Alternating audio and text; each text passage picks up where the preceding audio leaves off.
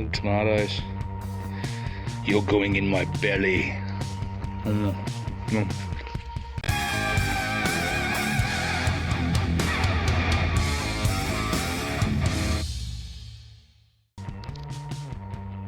So if you're in an area that's starting to get a little bit cool at the moment, and you got dwarf mulberries, or basically any type of mulberry for that matter, they might be starting to look like this at the moment. They're starting to look a bit ordinary, and it's quite common for people to get a little bit concerned and think their trees are dying.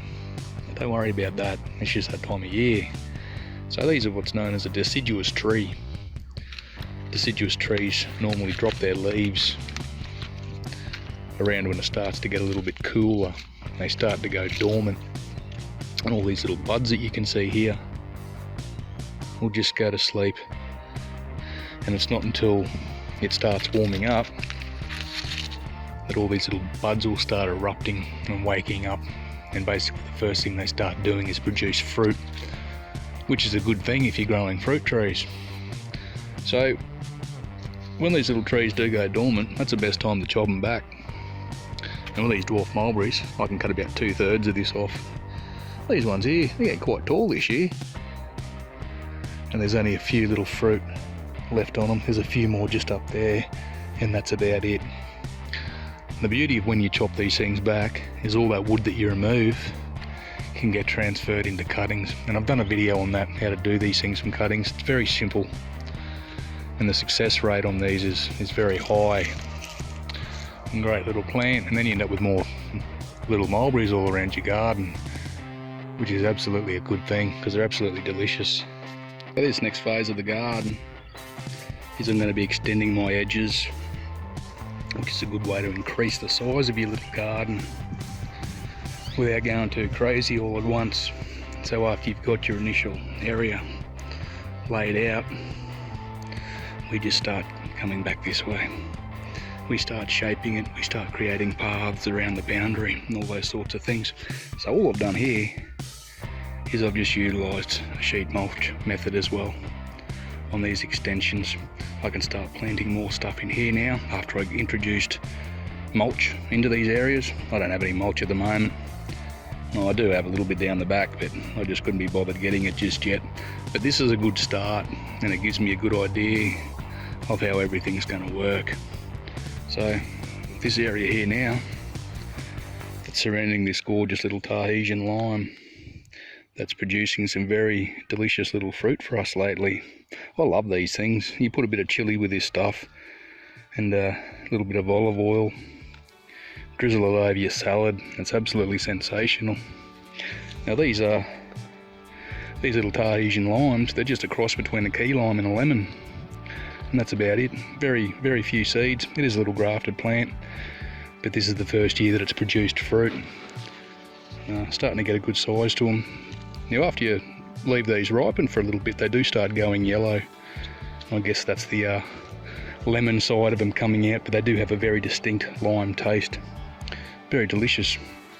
But anyway, this area here now is going to get extended out this way, and what I want to do through here, because I have a lot of grass through here, it's quite a very high maintenance area, this part of the garden, but I do want to retain some grass because I do like walking on grass, and it also provides a little bit of organic matter for me in the form of grass clippings. But you can see here along this fence, it's very unordered, lots of long grass. I can't get in because my dog lives in there, so I've got to have dog wire up, and it's very hard to maintain that edge. And through amongst all this, I've got lots of little passion fruit vines growing and all those sorts of things. But I really need to start cleaning this up so it creates a little bit less work for me. And I've just spotted something really good. Come here, you.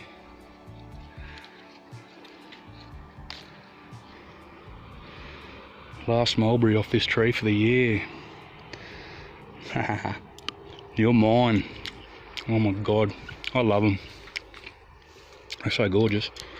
I want to create a path through here that I'll just keep as grass, but this area here I want to wrap around like that, enough so I can walk and still get my mower through, my little ride on. and it'll clean this area right up, make it a lot more easier to manage. And then this area here, I want to start turning into garden area. There's just way too much grass here. You know, I've got 5 acres of grass here. I don't need any more grass to bloody worry about. So all of this is going to get sheet mulched and planted up. So one plant that I'm really excited about though is this little gorgeous little thing here. And this is a Rollinia. It's a member of the Annona family, the same ones as your sugar apples and cherimoyas and custard apples and things like that. These things produce an absolutely sensational fruit. It's a very lemony, citrusy, zingy sort of taste. A lot of people say it tastes like lemon meringue pie. I've tasted these things many years ago and I just remember it being beautiful. So I'm very excited about this tree. I was a bit concerned about this one. It started dying up the top here. But if I snap a bit of that off, it's still green. I can scrape that bark away and it's still green. So all this area is not dead. It's just dropped its leaves. But these little lower shoots here, they're still producing new growth, particularly this stem here that's just come out from the bottom. It's very strong, and I think I might keep it as the main shoot. This one here, even though it's producing these little side branches that look healthy as well. But either way, it's growing quite happily. It struggled a bit through the summer and I had to really protect it. I set up these little palm leaves here on little stakes, and it produces a nice little amount of speckled shade for these little more tropical plants, just to help them through the hot summers we get here. But because we got a lot of rain this year, this thing's come really good and I'm very happy. And because of this new growth, I can sort of be rest assured this plant will now continue to grow nice and happily. So there you have it. So even though we're sort of coming into the colder time of the year at the moment, things are looking a little bit sad and sorry, I've still got other plants that are growing quite happily, and that being the bananas and the citrus. Even though little Rollinia back there is still producing new growth, even though we're getting some pretty cold mornings here at the moment. Now because we're in the subtropics, we don't exactly get snow or anything like that, but we do get light frosts, and we get down, you know, we have had mornings at 0 degrees and 1 degree Celsius and all those sorts of things, so it's not too bad.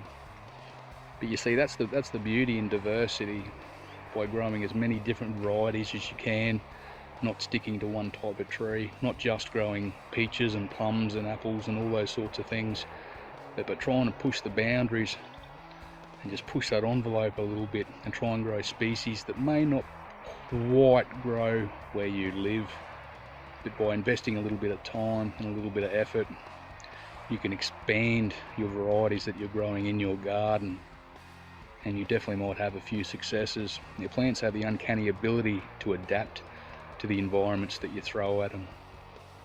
That's the beauty of them. So thanks again for watching, no matter where you are in the world. I hope you're growing food, and I'm going to kick back now and enjoy the rest of the day. Looks like it's about to rain again. So thanks everyone, I'll see you again. Bye bye.